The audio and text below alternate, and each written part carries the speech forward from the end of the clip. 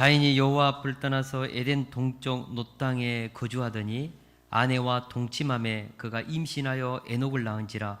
가인이 성을 쌓고 그의 아들의 이름으로 성을 이름하여 에녹이라 하니라. 에녹이 이랏을 낳고 이랏은 무야엘을 낳고 무야엘은 무드사엘을 낳고 무드사엘은 라멕을 낳았더라. 라멕이 두 아내를 맞이하였으니 하나의 이름은 아다요 하나의 이름은 실라였더라. 아다는 야발을 낳았으니 그는 장막에 거주하며 가축을 치는 자의 조상이 되었고 그의 아우의 이름은 유발이니 그는 수금과 퉁소를 잡는 모든 자의 조상이 되었으며 실라는 두발가인을 낳았으니 그는 구리와 쇠로 여러 가지 기구를 만드는 자요 두발가인의 누이는 나아마였더라. 라멕이 아내들에게 이르되 아다와 실라여 내 목소리를 들으라. 라멕의 아내들이여 내 말을 들으라. 나의 상처로 말미암아 내가 사람을 죽였고 나의 상함으로 말미암아 소년을 죽였도다.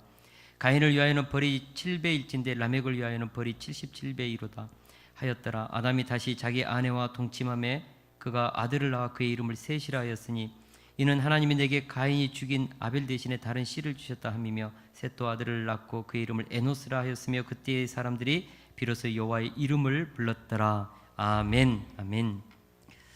오늘 말씀의 제목이 두 물줄기입니다. 두 물줄기.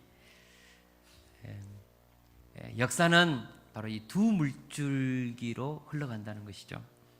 아담과 하와가 선악과를 따먹은 후 하나님은 인류 역사에 두 물줄기가 흐르게 될 것이라고 말씀하셨습니다. 창세기 3장 15절 말씀입니다. 우리 같이 한번 읽겠습니다. 시작. 내가 너로 여자와 원수가 되게 하고 내 후손도 여자의 후손과 원수가 되게 하리니 여자의 후손은 내 머리를 상하게 할 것이요 너는 그의 발꿈치를 상하게 할 것이라 하고. 아멘. 앞으로 인류 역사는 여자의 후손과 뱀의 후손이 원수가 되어 싸우는 이 전쟁이 일어난다는 것이죠. 그리고 결국에는 뱀의 후손은 여자의 후손의 발꿈치를 상하게 할 것입니다. 반면에 여자의 후손은 뱀의 머리를 상하게 할 것이라고 했습니다. 이것은 물리적인 전쟁이 아니라 영적인 전쟁을 말합니다. 사람의 눈에 선명하게 보이지 않지만 세상 나라와 하나님의 나라의 싸움인 것이죠. 마침내 이 싸움에서 여자의 후손이 뱀의 머리를 상하게 하므로 이 싸움은 여자의 후손의 싸움으로 끝이 납니다. 여러분, 역사는요 분명하게 미래의 결말을 미리서 예고해 주고 하나님의 구속사가 시작된다는 것이죠. 영화가 이렇게 시작하면 재미없잖아요. 근데 성경은요 서론에서부터 앞으로 이 뱀의 후손과 여자의 후손 사이의 이 영적 싸움이 어떻게 진행되고 어떻게 결말을 맺을 것인가 미리서 다 공개해 주었습니다. 확신을 가지라는 것이죠. 승리에 대한 분명한 확신을 가지고 여자의 후손의 물줄기에 서서 하나님의 자녀로 살라는 것이죠. 신약에서 하나님의 아들 예수님이 십자가에 못 박혀 죽었지만 3일 만에 부활하심으로 사탄이 가진 죄와 사망의 권세를 이겼습니다. 이것이 1차 승리입니다. 그리고 요한계시록 20장 7절에서 10절을 보면 하늘에서 불이 내려와 성도들의 진과 성을 공격하는 사탄과 그의 무리들을 태워 죽였습니다. 이것이 세상 끝날에 일어나는 마지막 승리입니다. 결국 인류의 역사의 끝날에 마귀가 불과 유황의 못에 던져지리니 거기는 그 짐승과 거짓 선지자도 있어 세세토록 밤낮 괴로움을 받으리라. 그렇게 했습니다. 뱀의 후손이 여자의 후손을 통해서 펼쳐진 하나님의 구속 역사를 이기지 못한다는 것이죠. 오늘 말씀은 인류 역사의 태동기에 두 물줄기가 어떻게 시작되고 어떻게 흘러갈지에 대한 서론입니다. 인류 역사의 첫 페이지에서 뱀의 후손으로 상징되는 이 가인이 여자의 후손으로 상징되는 아벨을 들에서 돌로 쳐 죽였습니다. 이렇게 해서 뱀의 후손이 역사를 장악하고 힘있게 그렇게 시작하는 것을 보게 되죠. 잘못하면 도대체 여자의 후손의 역사는 어떻게 되는가 걱정스러울 때도 있습니다. 그러나 오늘 말씀을 보면 여자의 후손이 셋을 통해서 다시 시작되고 있음을 알 수 있습니다. 아무리 뱀의 후손이 강하고 민첩하고 교활하고 악랄하게 행하면서 여자의 후손의 물줄기를 막아도 하나님의 주권 속에서 흐르는 이 생명의 구속사를 막을 수 없다는 것이죠. 오늘 말씀을 통해서 가인의 후손과 셋의 후손으로 상징되는 이 역사의 두 물줄기의 흐름을 살펴보면서 뱀의 후손의 특징이 무엇이며 여자의 후손의 특징은 무엇인지에 대해서 배우고자 합니다. 그러면서 여자의 후손의 물줄기를 이어받고 있는 우리 시대의 그리스도인들은 이 영적인 싸움에서 어떻게 승리해야 될지를 오늘 말씀을 우리가 묵상하고 생각하면서 그 단서를 얻을 수 있기를 원합니다. 첫째로, 뱀의 후손은 고의적으로 하나님을 멀리 떠났습니다. 반면에 여자의 후손은 하나님의 이름을 부르며 하나님께 가까이 나아갔습니다. 우리 16절 말씀을 읽겠습니다. 16절 말씀 시작. 가인이 여호와의 앞을 떠나 에덴 동쪽 놋 땅에 거주하더니. 아멘. 가인이 여호와 앞을 떠나서 에덴 동쪽 놋 땅에 거주했다고 했습니다. 여기서 가인이 여호와 앞을 떠났다는 것은 하나님이 내리신 저주의 결과로 수동적으로 그렇게 내쫓겼다는 그런 의미가 아닌 것이죠. 가인이 스스로 하나님을 결심하고 결단하고 떠났다는 능동적인 의미가 있습니다. 하나님은 끝까지 가인을 사랑했습니다. 그래서 죽음의 공포로 덜덜 떠는 이 가인에게 사랑의 표, 희망의 표, 어떻게 보면은 구원의 표를 주면서 가인을 죽인 자는 벌을 7배나 받을 것이다 라고 말씀하시면서 가인의 생명을 보호해 주셨습니다. 하나님은 가인이 회개하고 새로운 삶을 살기 원하셨죠. 하나님은 한 번밖에 없는 인생 가치 있고 의미 있게 살도록 가인에게 두려움 없이 자신의 인생의 미래를 그렇게 하나님 앞에서 아름답게 살아내도록 하기 위해서 가인의 생명을 보호해주고 가인에게 다시 한번 사랑의 기회를 주고 은혜를 베풀어 주신 것이죠. 그럼에도 불구하고 가인은 자신의 인생을 보호해주고 계시는 사랑의 하나님을 떠났다는 것입니다. 이해가 되지 않지 않습니까? 어떻게 동생 아벨을 돌로 죽였던 그 자신을 벌하지 않고 다시 한번 사랑의 표를 주고 인생을 회복해서 하나님 앞에서 축복의 인생을 살도록 기회를 주신 사랑과 은혜와 긍휼과 자비의 하나님을 버리고 그 하나님을 떠났냐고요. 이유가 뭘까요? 가인의 마음에 하나님을 두기 싫어했기 때문입니다. 뱀의 후손들의 특징은요, 그들의 마음에 하나님 모시기를 싫어한다는 것이죠. 하나님께서 아무리 사랑과 긍휼과 자비하심을 베풀어도 그들은 고집을 피우고 회개하지 않는다는 사실입니다. 강팍한 마음이 뱀의 후손들의 특징입니다. 가인이 그랬고 라멕이 그랬고 애굽의 바로가 그랬고 이세벨이 그랬고 가룟 유다가 그랬습니다. 끝까지 회개하지 않았습니다. 뱀의 후손은 아무리 큰 하나님의 사랑을 보아도 결국은 하나님을 떠난다는 것입니다. 이 말은 그들의 영적 상태가 여호와로부터 점점점 멀어졌다는 것입니다. 그들의 마음에 하나님을 모시는 조그만 구석도 남아있지 않고 하나님을 멀리 밀쳐 내버렸다는 것이죠.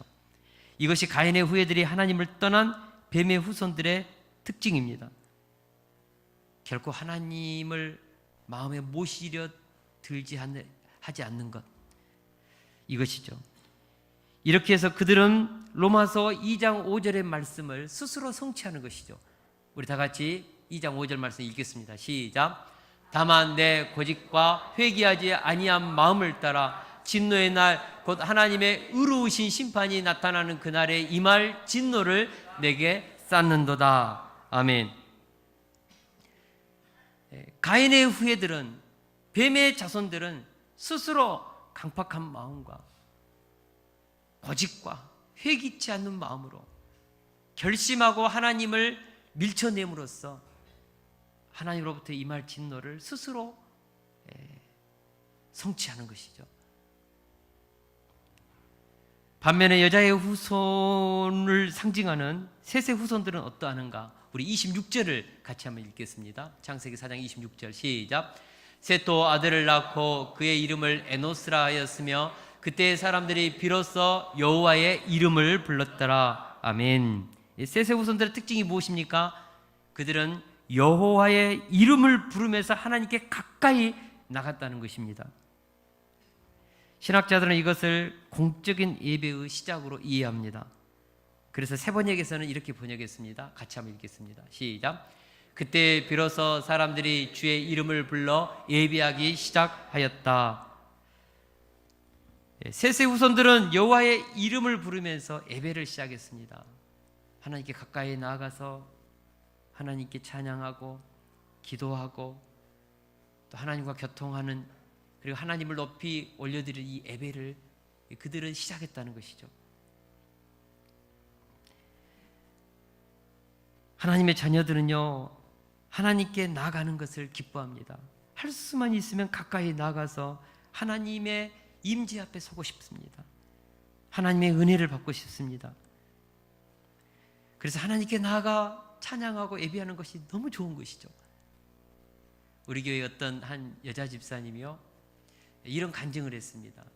처음 예수님을 자기가 만났을 때 너무너무 기쁘고 너무너무 예배드리고 싶고, 그래서 주일이 다가오는 목요일부터 막 마음이 막 방방 뛰는 거예요. 너무 좋아가지고 금요일은 이제 조금만 있으면 이제 교회 갈 수 있다, 이 기쁨 때문에 설레이고, 그래서 주일날 다 예배를 드리면 너무너무 하나님이 주시는 그 은혜 안에서 감격이 있고 그랬다는 것이죠. 근데 월요일이 오면은 그렇게 싫었대요. 직장 가는 것이 힘든 것이 아니고 월요병이 아니고 주일이 너무너무 멀어서 언제 또 주일이 오는 것을 이렇게 기다려야 하는가, 그런 마음으로 그 하나님을 처음 만나는 그 기쁨, 하나님께 가까이 나가고자 하는 그 열망을 품고 믿음으로 살았다는 것이죠.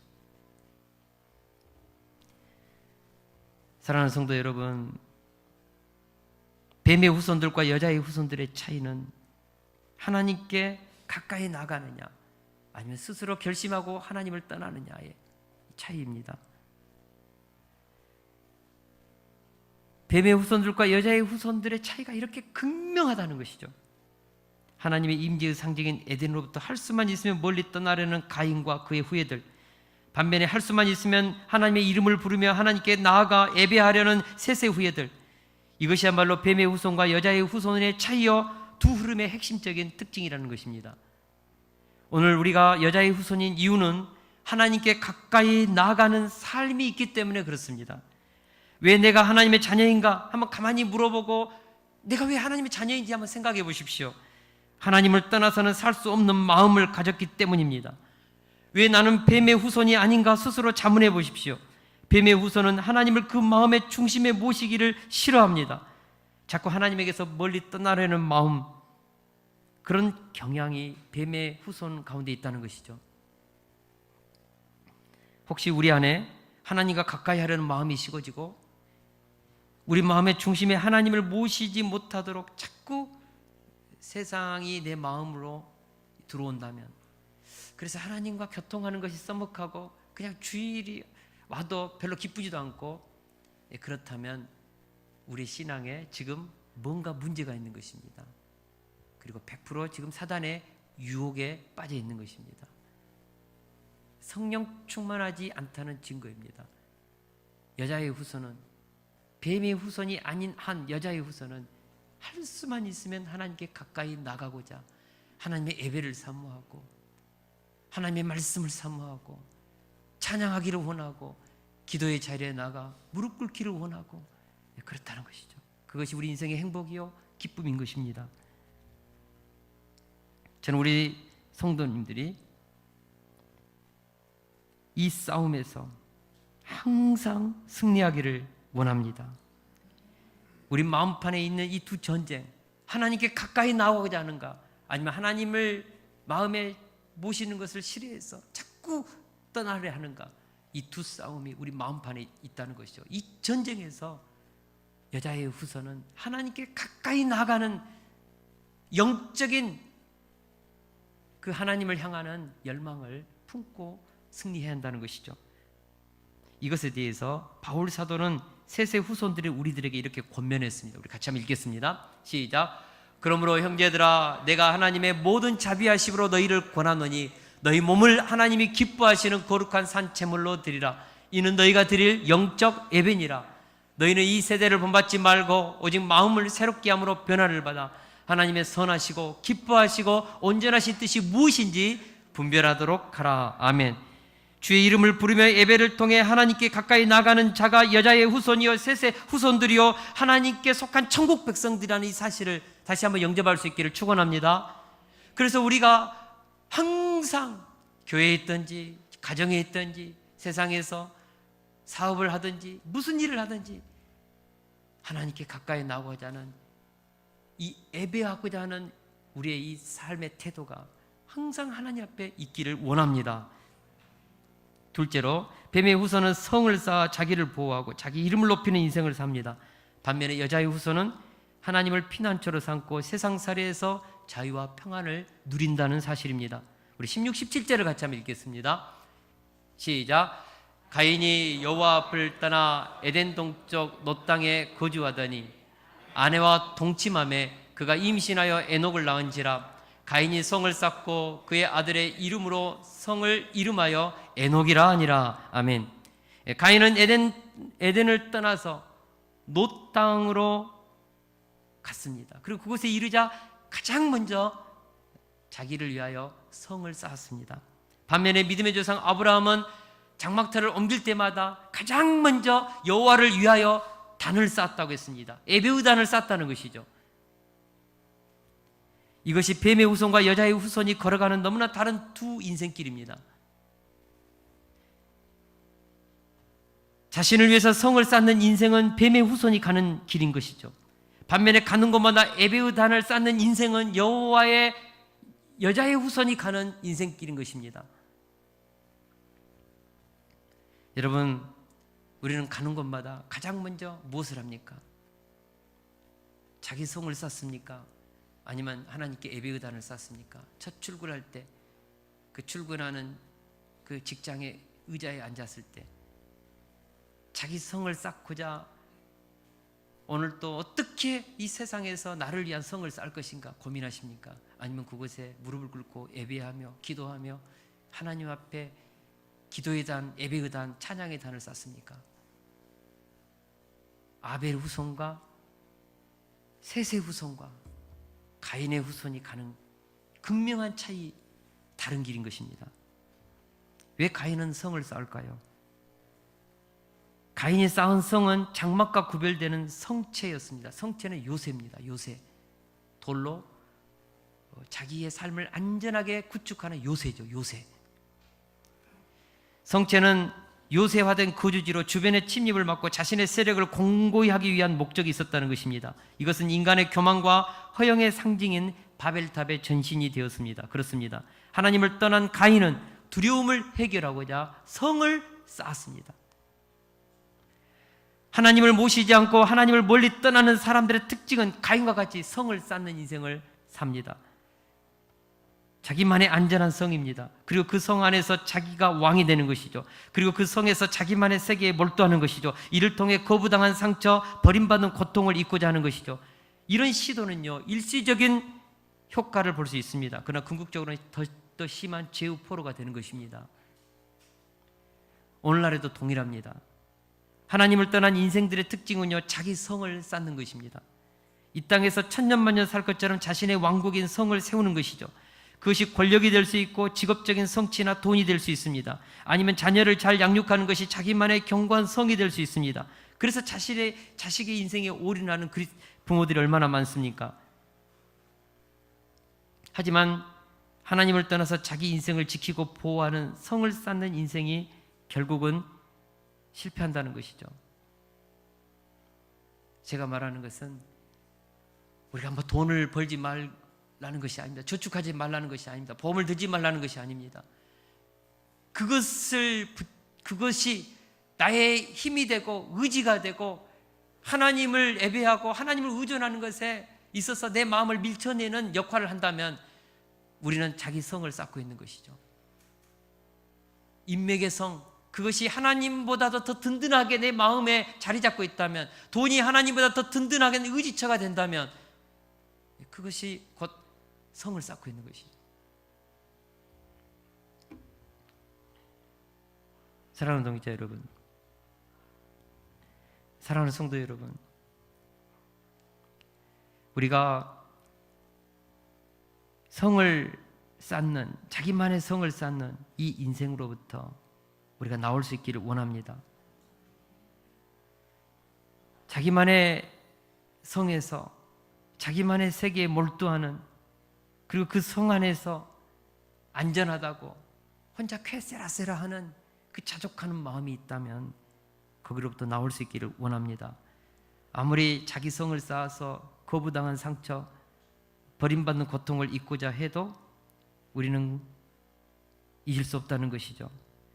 이 땅에서 만든 나의 왕국은 영원한 왕국이 될 수 없기 때문입니다. 그래서 어거스틴은 고백록에서 이렇게 말했습니다. 여러 번 소개했습니다. 우리 같이 한번 읽겠습니다. 시작. 당신은 우리를 당신을 향해 살도록 창조하였으므로 우리 마음이 당신 안에서 쉴 때까지는 편안하지 않습니다. 아무리 하나님을 떠나 나의 성을 쌓고 그 속에서 안전한 삶, 편안한 삶을 구축해 놓아도 우리 마음이 편하지 않다는 것이죠. 여러분, 하나님을 떠나서 자기의 유토피아를 쌓는 인생, 자기의 성을 건축하는 인생, 든든할 것 같지만 그 속에 죄가 있고 그 속에는 허무가 있고 그 속에서는요, 하나님을 떠난 타락이 있는 것입니다. 그래서 죄와 사망의 두려움과 염려에서 자유로울 수 없다는 것이죠. 하나님을 떠나 나의 성을 쌓아도 죄에서 오는 두려움, 수치감, 억울한 감정을 해결할 수 없다는 것이죠. 이 땅의 사람은 결코 유토피아를 건설할 수 없습니다. 죄가 있는 한 사람이 쌓은 성이 에덴이 될 수 없습니다. 하나님을 떠나서 쌓은 자기만의 성은 천국이 될 수 없습니다. 우리가 인생의 문제를 해결하려면 성을 쌓는 것이 아닌 것이죠.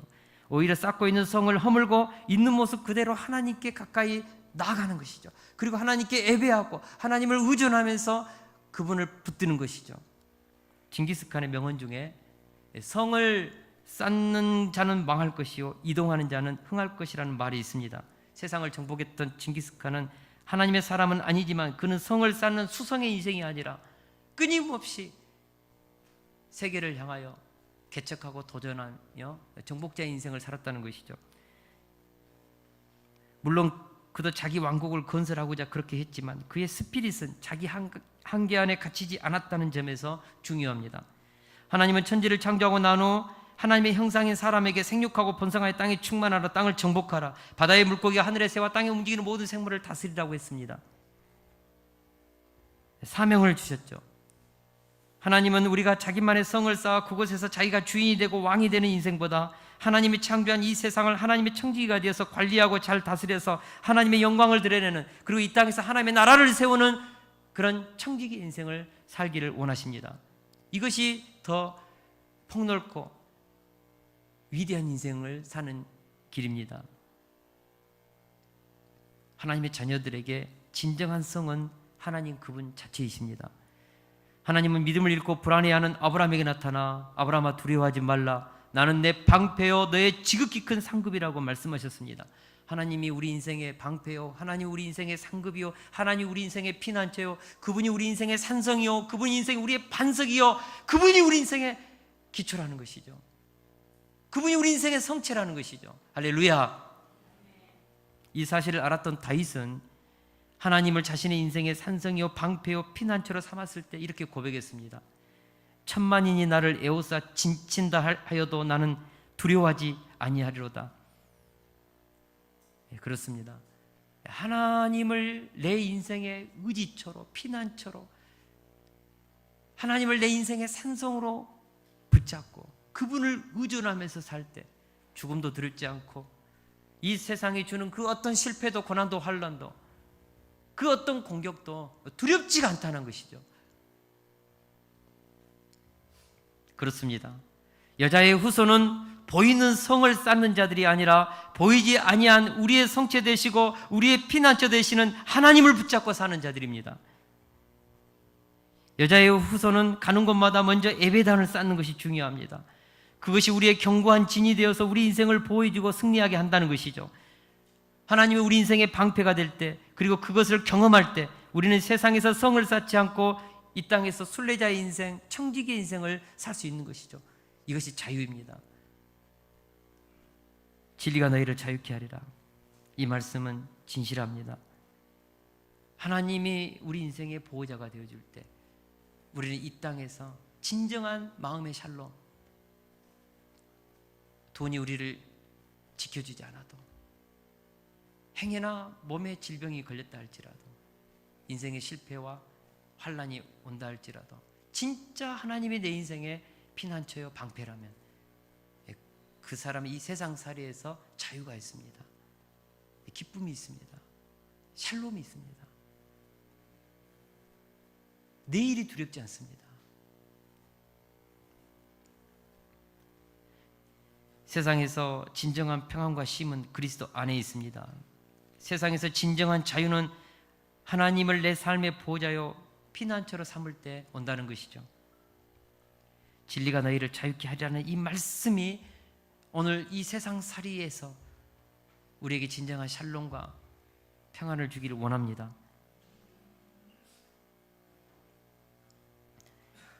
하늘아버지의 보호가 없기 때문에 가인의 후예들은 성을 쌓을 수밖에 없다는 것을 우리는 이해해야 합니다.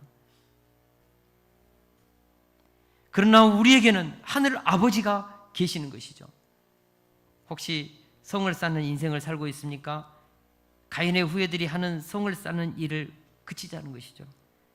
하나님이 나의 보호자요 상급이 되어 주시기에 하나님을 피난처로 삼고 이 땅에서 우리 하나님의 구속사를 위하여 청지기로서 하나님의 나라를 세우는 일을 위하여 생명을 살리고 그의 의를 구하는 인생을 살자는 것이죠.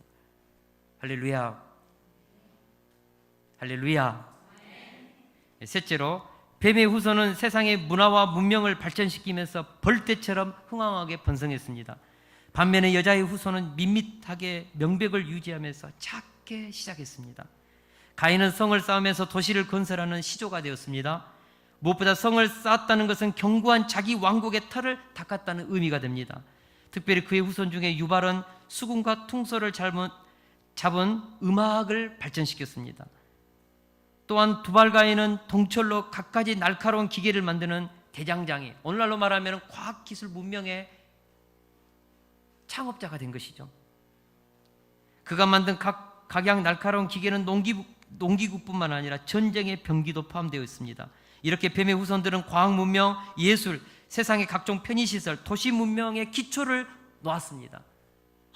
그들이 쌓아 올린 문명, 화려한 것이죠. 그러나 이 모든 것은 하나님을 떠나서 에덴을 모방한 유토피아의 건설이었다는 것을 기억해야 합니다. 훗날 바벨탑 건설로 이어지는 문명의 방향이었습니다. 하나님 없는 성, 하나님 없는 예술, 하나님 없는 과학기술은 결국 라멕의 때에 가서는 그들이 만든 날카로운 병기로 사람을 죽이고 그들이 만든 음악으로 칼의 노래를 만들어서 불렀다는 것이죠. 성경을 보면 인류 역사의 최초의 시, 인류 역사의 최초의 노래가 칼의 노래입니다. The Song of the Sword, 칼의 노래, 잔인한 노래죠. 이것이 얼마나 우리의 마음을 아프게 한지요. 라멕이 불렀던 이 칼의 노래, 23절에서 24절입니다. 우리 같이 한번 읽어보겠습니다. 시작. 야다와 실라여 내 목소리를 들으라. 라멕의 아내들이여 내 말을 들으라. 나의 상처로 말미암아 내가 사람들을 죽였고 나의 상함으로 말미암아 소년을 죽였도다. 가인을 위하여는 벌이 7배일진데 라멕을 위하여는 벌이 77배이로다. 도대체 이것을 어떻게 노래로 불렀는지 모르겠습니다. 요즘 미스트롯 보니까 트로트풍으로 불렀는지 좌우간 라멕이 노래를 자기 그 죄를 가지고 아내들을 부르면서 노래를 불렀다는 것이죠. 이것이 얼마나 유명했는지 성경에 기록되어 있습니다. 칼의 노래, 잔인한 노래, 폭력의 노래죠. 하나님을 향하여 찬양하고 그분을 높여드리는 찬양이 인류 최초의 시가 아니라, 가사가 아니라, 이것이 참 우리의 마음을 서글프게 한 것이죠. 라멕은 자신이 입은 상처로 인해 사람을 죽였고 자신의 상함 때문에 소년을 죽였다고 자랑스럽게 노래합니다. 그는 자신의 복수심으로 사람을 죽인 것을 정당화하고 있습니다. 그러면서 가인에게 하신 하나님의 말씀을 근거로 자신에 대한 복수는 용납할 수 없다는 것이죠. 가인은 77배이지만 자기는 77배라고, 그렇게 자신에게 복수하는 사람에게 자기에게 복수해서는 안 된다는 것이죠. 이것은 하나님을 조롱하고 있는 것입니다.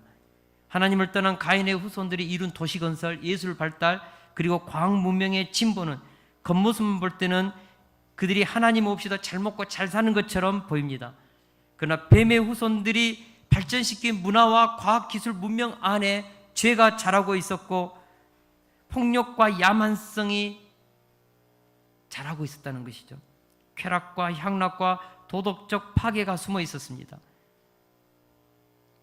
그들이 발전시킨 문명 안에는 하나님의 가치 기준이 없었다는 것이죠. 지금 자기 소견에 오를 대로 가고 있는 것이죠. 그래서 라멕의 때 하나님이 세운 최초의 결혼의 기초, 근간이 흔들린 것이죠. 일부 일처제에서 일부 다처제로 가는 것입니다.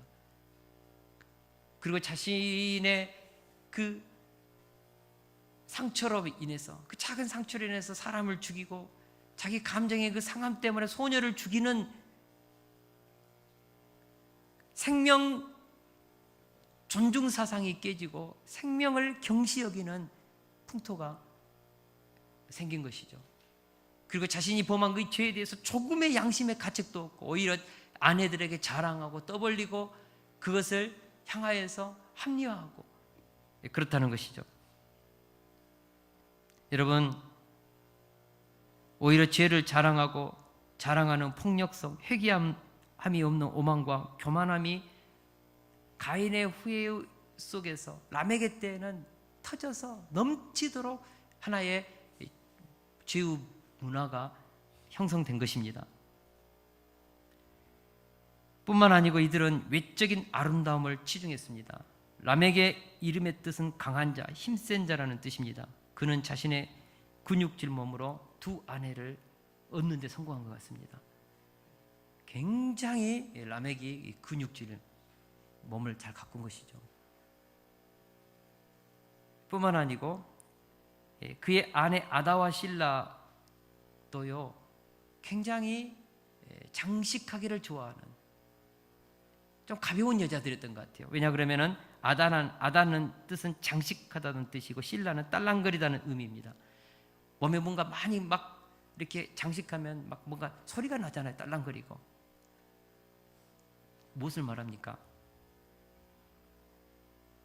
그들은 몸을 사치스럽게 꾸미면서 그렇게 자기 외모를 치장했다는 것이죠. 뿐만 아니고 실라의 딸 라하마는 사랑스러운 자라는 의미입니다. 이것을 볼 때 당시 남자나 여자들이 얼마나 육신을 꾸미고 딸랑거리면서 상대방에게 결혼을 호소했는지를 추측해 볼 수 있습니다. 결혼을 외적인 아름다움만 보고 했다는 것입니다.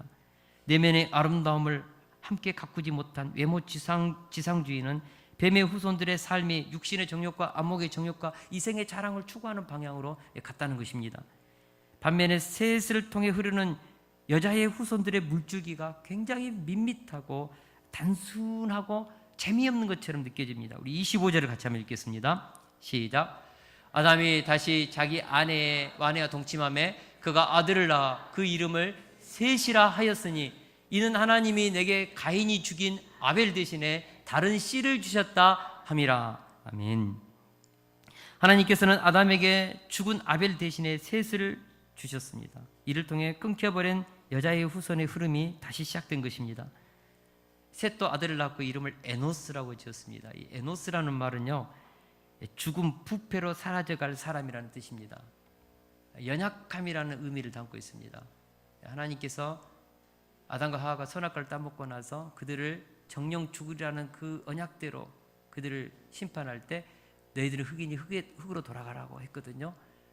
여러분, 사람은요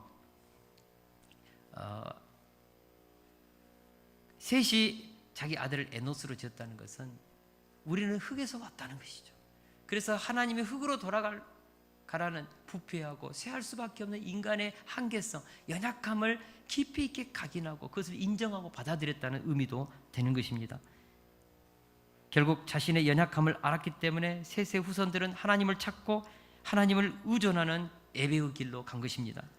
잘난 사람, 자기 한계를 모르는 사람, 천년만년 살 것처럼 자기가 인생의 주인이 된 사람은 결코 하나님을 찾지 않습니다.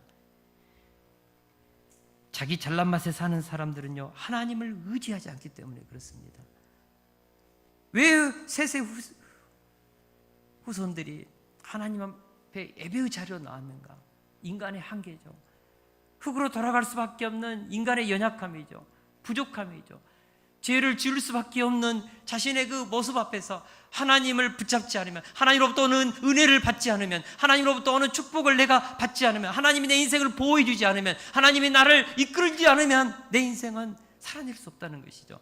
그래서 셋의 후예들은 예배의 자리, 하나님을 붙잡고 의존하고 하나님의 도움을 구하고 기도하고 그 인간의 연약함, 그 절대적인 한계를 알았기에 우리 인생의 절대적인 그 하나님을 붙잡은 것입니다. 우리가 표면적으로 보면 가인의 후손이나 셋의 후손이나 이 땅에서 비슷한 모습으로 살아갑니다. 그러나 그들이 살아가는 삶의 중심, 마음의 중심, 생각과 사상의 본질은 전혀 다른 것입니다. 한마디로 말하면 인본주의와 신본주의의 차이입니다. 뱀의 후손들은 철저하게 자기 소견에 옳은 대로, 자기가 인생의 진리고 기준이고 원칙이죠. 그리고 자기 성을 쌓고 자기가 왕이 되고 자기가 주인이 되어서 자기 주권을 가지고 사는 인생, 인본주의죠. 철저히 하나님을 밀쳐내는 인생이죠. 하나님이 내 인생에 오지 말라는 것이죠. 그래서 하나님을 떠나는 것입니다. 하나님의 마음을 두지 않는 것이죠. 반면에 신본주의는 연약하기 때문에, 부족하기 때문에, 나의 죄성을 알기 때문에 하나님 앞에 나와서 무릎 꿇고 하나님을 의존하고 그분께 예배하고 그분의 말씀을 내 인생의 기준으로 삼고 하나님의 뜻을 쫓아서 살고자 하는 것이죠. 신본주의입니다. 신본주의는 철저하게 인간의 연약함과 한계를 인식하기 때문에 하나님을 도움을 구하는 인생이죠. 하나님을 의존하는 인생이죠. 결론입니다. 인류 역사는 이 두 물줄기로 흐릅니다. 바로 여자의 후손이라는 물줄기를 타고 셋의 후손으로 사느냐, 뱀의 후손이라는 물줄기를 타고 가인의 후손으로 사느냐, 이 두 흐름에 우리는 서 있습니다. 중간 지대는 없습니다. 저는 이 땅의 후손들의 삶의 흐름이 가문을 통해서 흐르고 있다고 믿습니다. 가인, 에녹, 이랏, 무야엘, 무드사엘, 라멕, 이렇게 가인의 후손의 물줄기, 가인으로부터 흐르는 영향력이 자손들에게 가문을 통하여 흐르는 것이죠. 셋, 에노스, 게난, 마할랄레, 에녹, 무드셀라, 노아, 이렇게 생명의 물줄기, 하나님을 의존하고 하나님께 예배하고 구별되어서 하나님께 자신의 인생에 의미를 두고 하나님의 이름을 위해서 사는 흐름, 두 흐름이죠. 이것이 가문을 통하여, 셋의 가문을 통하여 흐르는 것이죠. 그래서 5장은 바로 셋의 족보입니다. 사도행전 16장 31절에 바울 사도는 주 예수를 믿으라. 그리하면 너와 너의 가정이 구원을 받으리라고 했습니다. 저는 이 말씀을 묵상하면서 복음이 한 가문을 장악하면 그 가문이 부모의 신앙을 통하여서 자녀들에게 흐르는 것이죠. 그래서 가문의 축복이 가정 단위로 흐르는 것이죠. 하나님의 은혜가 가정을 묶어서 3대, 4대, 5대, 1000대까지 흐르는 것이죠. 그렇다고 해서 이것이 진리처럼 가는 것은 아닙니다. 영향력입니다. 은혜의 영향력이죠. 축복의 영향력이죠. 생명의 영향력, 진리의 영향력이 그렇게 강하다는 것입니다. 가인의 가문에서 흐르는 죽이고 타락과 쾌락과 자기 속에는 옳은 대로 하는 이 기준이 앞으로 세상의 문화가 되어서 그 후손들에게 강력하게 흐르는 것이죠. 사랑하는 성도 여러분, 복음이 한 가문을 장악하면 그 가문에 여자의 후손의 물줄기가 흐릅니다. 반면에 부모님 때에서 복음의 물줄기가 없다면 가인의 문화와 사상이 그 자녀들의 마음판에 새겨지고 그들의 생각의 기준이 되어서요, 자기도 모르게 그 가인의 문화와 가인이 이끌어가는 죄의 세력에 끌려가는 것이죠. 너무너무 가슴 아픈 영향력입니다. 생명의 영향력, 한쪽은 죄의 영향력, 이것이 물줄기가 되어서 역사 속에 흐른다는 것이죠. 특별한 은혜 없이 한 가문이 뱀의 후손의 영향력으로부터 벗어나서 한 가문이 여자의 후손의 영향력으로 들어간다는 것은요, 특별한 하나님의 간섭과 개입과 사랑과 붙드심이 없이는 불가능합니다. 저는 불교 집안입니다. 완전한 불신가정입니다. 우리 동네에 그리스도인들이 하나도 없었습니다. 어렸을 때부터 잘하는 소리가 항상 욕으로 가득 찬 동네 분위기였죠. 그런데 우리 하나님께서 저를 경주로 보내서 그곳에서 하나님을 만나게 해서 뱀의 물줄기가 흐르는 그 가문에서 저를 건져내서 새로운 영적인 여자의 후손의 물줄기를 저를 통하여 만들어낸 것이죠. 저희 어머니 아버지 예수 믿고 있습니다. 동생 믿고 있고 아직 두 동생이 돌아오지는 않았습니다. 기도하는 것이죠. 분명한 것은 내가 하나님의 자녀가 되고 셋의 물줄기, 아브라함의 물줄기, 다윗의 물줄기 안에 섰기 때문에 이제 내 자녀들은 자연스럽게 그 믿음의 영향력, 복음의 영향력, 진리의 영향력 안에서 우리 바울이와 다니엘의 인생이 그냥 그 은총 속에서 자라는 것을 보게 됩니다. 그들만 자랄까요? 3대, 4대, 5대, 10대, 1000대까지, 주님이 오실 때까지 내가 뿌려놓은 이 믿음의 물줄기, 하나님 앞에서 헌신하고 충성하고 기도하고 말씀 앞에 살고자 했던 내 인생의 모든 영적인 영향력이 흐른다고요. 사랑하는 동역자 여러분, 신앙생활을 쉽게 생각하면 안 됩니다. 물줄기입니다. 가문의 물줄기입니다. 미국의 한 대학교에서 동시대를 살았던 맥스 축구 가문과 조나단 에드워즈의 가문을 연구한 적이 있습니다. 아마 많은 그리스도인들이 알고 있는 그런 연구 결과입니다. 200년에 걸쳐서 그 후손들의 삶을 살펴보았습니다. 맥스 축구와 조나단 에드워즈는 둘 다 미국 청교도 후손들입니다. 맥스 축구는 머리는 좋았지만 예수님을 믿지 않았습니다. 그리고 예수님을 믿지 않는 자매와 결혼하여 가정을 이루었습니다. 이로 인해 부부 사이가 극도로 나빴고 알코올 중독과 도박이 끊이지 않았습니다. 반면 조나단 에드워즈는 하나님을 경외한 경건한 사람이었습니다. 그리고 신실한 믿음의 자매와 화목한 가정을 이루었습니다. 이 두 집안에 그 후손들이 200년에 걸쳐서 어떤 인물이 나왔는지를 연구한 것입니다. 그 결과는 놀라운 것이었습니다. 맥스 축구 가문은 총 506명의 후손을 얻었습니다. 그 중에 310명이 거지로 살았습니다. 그리고 150명은 범죄자로 유죄 판결을 받았습니다. 이들 중 70명은 살인을 했습니다.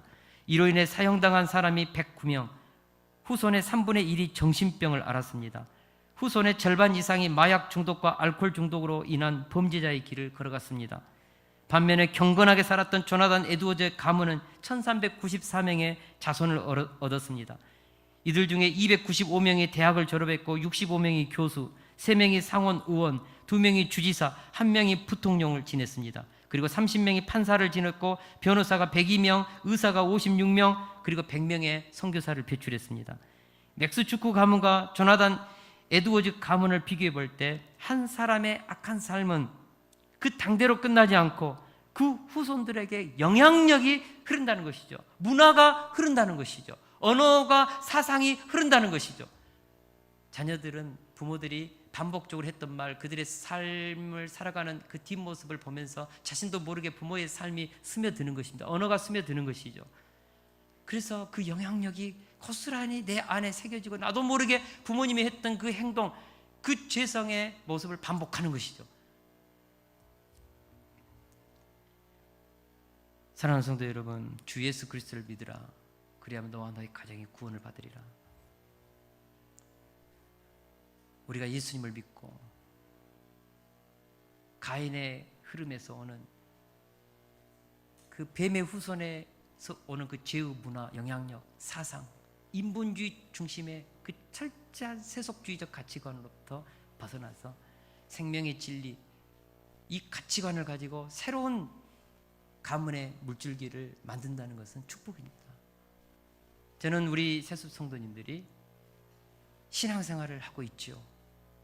이것이 내 당대에서 잠깐 반짝이다가 끝난다고 생각하면 큰 오산입니다. 내가 하나님을 섬기는 모습, 기도하는 모습, 말씀 앞에서 순종하는 모습, 하나님 앞에서 내가 살아가는 그 모습이 다 자녀들의 눈에, 귀에, 마음판에 새겨지고 저장되고 기억되어서 하나의 문화가 되어서 2대, 3대, 4대, 5대, 6대, 1000대까지 흐르는 것이죠. 다윗 가문이 다윗이 세워놓았던 이 영적인 축복이 결국은 흘러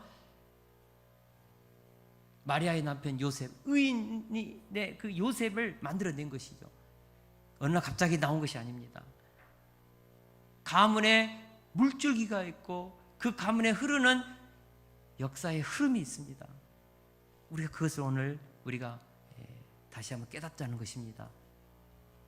저는 우리 세속교회 성도님들이 셋의 가문처럼, 아브라함의 가문처럼, 조나단 에드워즈의 가문처럼 하나님의 축복의 물줄기를 흘러보내는 그런 믿음의 명가를 이루어낼 수 있기를 주의 이름으로 축원합니다.